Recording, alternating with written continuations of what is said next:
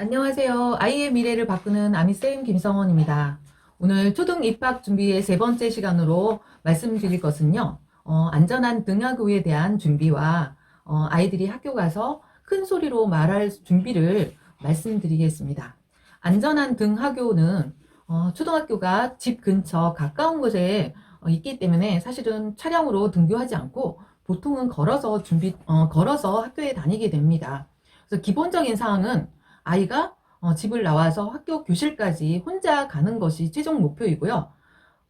학기 초 입학을 하고 나서는 며칠 동안 부모님이 안내를 하겠지만 2월에 아이와 산책 삼아서 학교 가는 길을 한 번뿐만 아니 학교 가는 길을 서너 번 정도는 동행해서 이야기를 나누면서 해보셨으면 좋겠습니다. 자, 유치원과 달리 버스를 타고 가거나 셔틀버스를 타는 거는 아니기 때문에 아이들이 걸어가게 돼서 사실은 불안한 경우도 많이 있는데요. 일단 집 밖을 나가서 하나하나 차근차근 이야기하는 겁니다. 집을 떠나서 학교까지 가는 길이 여러 갈래 길이 있다면 부모님 생각에 가장 안전한 길이라고 하는 길 하나 정도를 정해서 이렇게 횡단보도를 건너고 보도블록을 가고 횡단보도를 도착했을 때는 3월 계약하면 녹색 어머님이 있지만 꼭 신호등을 맞춰서 아이가 건너갈 수 있도록 하고요.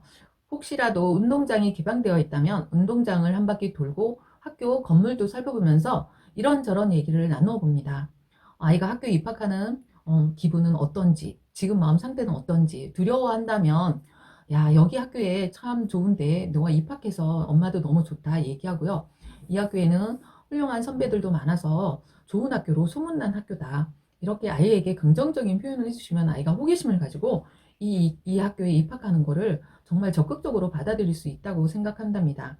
그래서 아이들이 학교에 대한 두려움을 조금 더 사라지게 해줄 수 있는 방법인데요. 서너 번 하게 되면 익숙해서 아이가 혼자 갈 수 있도록 어머님이 지켜볼 수 있는 단계까지 될 수 있는데요. 최종은 아이가 혼자 가는 거가 자신감이 생겼다고 할 정도로 같이 동행해 보는 거 권합니다. 그리고 자가용으로 등교하는 거는 입학하고 나서 이뤄진 일이긴 하지만요. 자가용으로 등교하지 않은 원칙을 꼭 세워주셔야 합니다. 뭐 늦잠을 자거나 뭐 이래서 자가용으로 데려다 주는 경우도 있는데요. 이거는 사실은 금물입니다. 그리고 우리 아이가 조금 더 쉽게 학교 갈 수 있도록 조금 멀어서 자가용으로 등교하는 습관을 들이는 경우도 있는데요. 아이가 스스로 할 수 있는 힘도 사라지게 되고 등교할 때 아이들에게 많은 피해를 줍니다. 그래서 횡단보도를 건너서 등교 시간에 많은 아이들이 출입이 있는데요. 자동차가 서서 그 앞에서 아이가 내리거나 하면 다른 아이들에게 피해가 주기 때문에 자가용으로 등교하는 거는 꼭 하지 않도록 합니다. 뭐 아이가 아프거나 뭐 다리를 다쳐서 불가피한 경우를 제외하는 경우라고 말씀드리고 싶은데요. 걸어 다니는 것을 기본적으로 하고요. 우리 아이가 또 분리불안이 또 심한 경우 아이라면 등하교 연습은 꼭 하셔야 됩니다. 그리고 이제 학교에 입학해서 분리불안이 심해가지고 아이가 학교 가지 않겠다고 또 떼를 쓰는 경우도 있는데요. 이런 경우라면 입학식 한 날 다 끝나고 나서 담임 선생님과 만나서 이 아이에 대해서 미리 말씀드리고 학교 생활을 시작하는 걸 권합니다.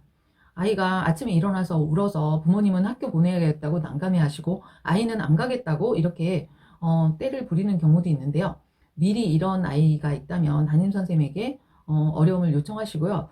저는 이런 경우 유치원에서도 많이 힘들었다고 저기 부모님께서 말씀해 주시는 경우 제가 아침에 전화를 걸어서 일찍 일어났니? 선생님은 너랑 빨리 만나고 싶다. 꼭 왔으면 좋겠어. 이렇게 이야기를 하고 나면 아이들이 학교 오는데 어려움이 많이 없더라고요. 그래서 선생님이 너를 기다리고 있어. 친구들도 기다리고 있으니까 빨리 만나자. 이렇게 하면 아이가 조금 더 안심을 하고 선생님이 나를 기다려주고 나면서 도움을 받는 경우도 봤고요. 이런 경우도 해결되지 않는다면 학교 앞에까지만 가는 거, 교실 앞까지만 가는데 아이가 안 가겠다, 안 들어가겠다면 오늘은 여기까지라고 하고 여기까지도 왔으니까 잘했구나. 그 다음에 뭐 1시간만 공부해 볼까? 이렇게 권하는 경우도 좋습니다. 그래서 부모님 생각대로, 선생님 생각대로 아이를 이렇게 밀면서 억지로 하기보다는 의향을 물어가면서 조금씩 조금씩 학교 등교할 수 있는 방법을 모색하는 거 강추합니다. 그래서 이런 어려움이 있다면 선생님께 꼭 도움을 요청하시기 바랍니다. 두 번째로 말씀드리는 것은 큰 소리로 말하는 것입니다. 기본 생활에서도 그 기본 생활 습관이 잘 되지 않은 아이들이 난감해서 곤란을 겪는 경우도 있는데요. 자기 의사를 분명히 말하는 건 학교 생활에서 아주 중요하거든요. 공부를 아주 잘하거나 학교 생활 하나하나는 걸 능수능란하게 할 수 있으면 좋겠지만 어려움이 있을 수 있잖아요. 그럴 때 도움을 청할 수 있는 자기 생각을 분명히 말하는 태도 아주 중요하겠죠. 그리고 또 소리가 나지 않는 경우가 있습니다. 그래서 선생님이 아주 답답하고 아이는 울고 있는데 이런 경우 곤란한 경우가 많은데요. 자기 생각 분명히 얘기하고요. 학교 입학하고 나면 다음 날부터 자기 이름 정도는 이야기하는 소개 시간이 있는데 이럴 때 소리가 나지 않아서 아이들이 당황하는 경우도 많이 보았습니다. 이런 경우는 사실 연습만 하면 떨리기는 하지만 아이들이 충분히 해낼 수 있기 때문에 집에서도 연습을 하는데요.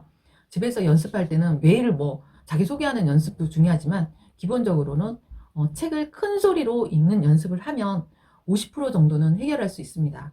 어머님이 부엌에서 일을 할 때 아이가 거실에 있다면 큰 소리로 책을 읽어봐라. 엄마가 들릴 수 있도록 엄마도 궁금해 하면서 큰 소리로 읽도록 하고요. 잘 읽었다면 칭찬해 주시고요.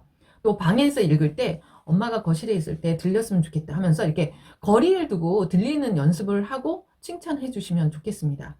그리고 자기 이름 간단한 소개를 하는 그런 시간에 일어서서 소개를 해야 되는데 친구 앞에서 서서 이야기하는 거 두렵지요.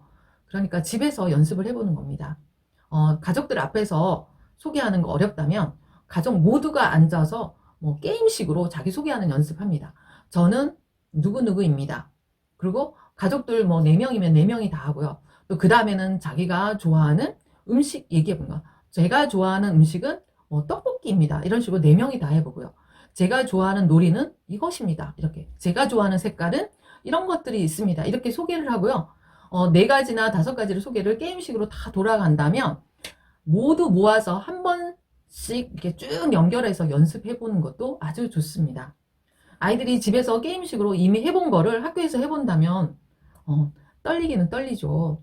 여러 처음 본 친구들하고 앞에서 하는 건데요. 떨리지만 자기가 해낼 수 있는 성취감도 맛볼 수 있기 때문에 아주 좋은 방법입니다.